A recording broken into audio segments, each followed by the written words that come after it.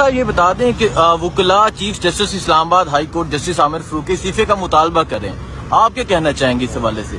میں چونکہ اس میں عامر فاروق صاحب پہ براہ راست الزامات عائد کیے ہیں کولیگ جج صاحبان نے، اور یہ کوئی لٹیگینٹ کی زبان نہیں ہے، نہ کسی وکیل کی زبان ہے، یہ اسی ہائی کورٹ کے 6 جج صاحبان کی زبان ہے، یعنی اس ہائی کورٹ کی زبان ہے۔ بڑے ہی سنجیدہ الزامات ہیں۔ فاضل چیف جسٹس اسلام آباد ہائی کورٹ کو میری رائے میں مستعفی ہونا چاہیے۔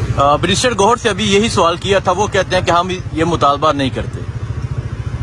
بیرسٹر گوہر صاحب اپنی ذاتی رائے رکھتے ہوں گے یا پارٹی کی پالیسی وہ بیان کر سکتے ہیں، میں اپنی ذاتی رائے یہ بیان کر رہا ہوں۔ ٹھیک ہے، قاضی فہد عیسیٰ صاحب سے کیا ایکسپیکٹ کرتے ہیں آپ اس حد کو لے کے؟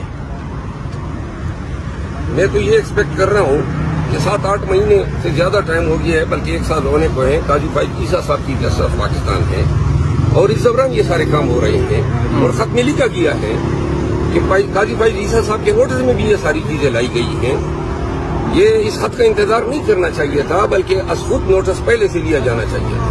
ٹھیک ہے، پولیٹیکل کیسز میں سر جلسے کی اجازت مل گئی ہے، جی عظیم الشان جلسہ ہوگا 6 اپریل کو رات 10 بجے پریڈ گراؤنڈ میں۔ پورے پاکستان کو دعوت ہے، قیدی 804 کے لیے یہ احتجاج ہے، اور اس بہت سیدھا نظام کے خلاف یہ احتجاج ہیں جن کی ایک شکل آپ نے اس خط سے دیکھ لی ہے، جو ہم 2 سالوں سے چیخ چیخ کے قوم کو بتا رہے تھے کہ ساری چیزیں کمپرومائز ہیں۔ جب ہائی کورٹ کے جج صاحبان پہ اس طرح یہ ہاتھ ڈال سکتے ہیں تو اسسٹنٹ کمشنر اور ڈپٹی کمشنر جو ARO DRO تھے، ان کے اوقات کی کیا ہے؟ جو مینڈیٹ چوری ہوا ہے اس کی بھی تصدیق